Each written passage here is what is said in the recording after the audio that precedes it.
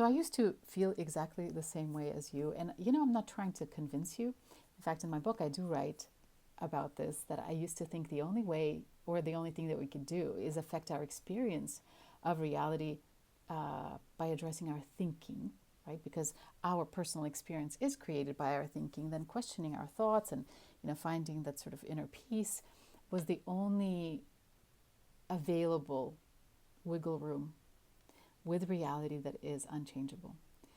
But since then, I've come to see something completely different. I was skeptical. I made some theories, or I made like a hypothesis, and then I went to test it. And I saw something that makes me now think that consciousness is reality. Consciousness being oneness, field of all possibilities, and all of the reality, meaning all the forms that exist, including thinking, are just versions of what's possible. And when our consciousness, what is connected to oneness, is attached to a version of self that is limited and finite, but just one version, then everything that it includes in the reality it experiences, and also the active role it plays in participating in systems and relationships and ideas that it comes up with, is affected by this finite form the consciousness has assumed. So Einstein said, you cannot solve a problem with the same thinking that created it. Most of the reality, what we call reality, that we experience, wars, politics, money, all kinds of stuff, is created via human thinking. Not just the experience of thinking. It has been put in place because it was born out of thinking. And what we do is we suspect Einstein is right, or somebody who's pointing in that direction.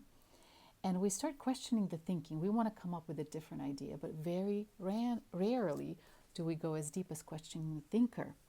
Not realizing that thinker is first thinks of themselves, something that is deeply held, something that is not conscious, a thought that one assumes about the reality of who they are, that then becomes a springboard for all the thinking that they produce.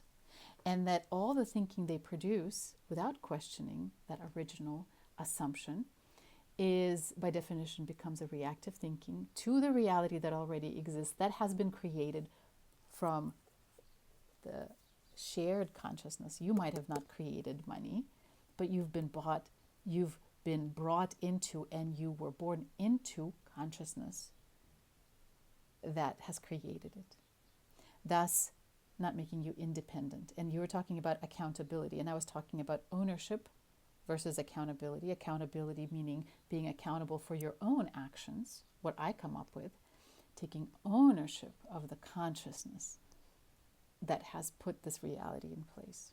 And this is what the book is about. It's fascinating, fascinating stuff. And if you're interested, check it out.